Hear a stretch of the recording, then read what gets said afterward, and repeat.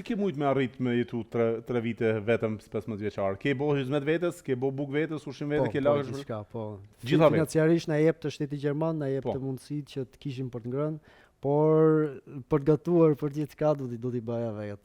Pra 3 vite ke nejtë në një qendër të azilit? Po, në një qendër të azilit. 3 vite, si 15 vjeçar. Po, pastaj para se të mbushet 18 vjeç, më erdhi letra që duhet të lëshoj Gjermaninë.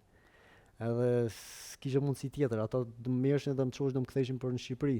Arsye që Shqipëria është një shtet i sigurt, por dhe problemat që unë kisha bërë një djalë i vogël që besoj sot nuk do t'i bëja kurrë ato probleme. Ke bërë probleme gjatë asaj kohë. Probleme. A mundesh me na kallëzu pak në detaje? Po, tash kanë kaluar ato probleme. Sherrët e rrugëve, gjithçka, këto ishin. Ke qenë problematik.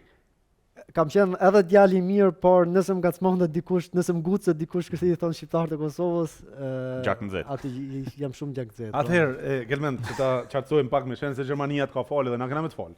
Po. Ideja është ti prej moshës 15 deri në 18, do të thotë që ti je zonë me njerëz rrugës, je rraf me njerëz rrugës.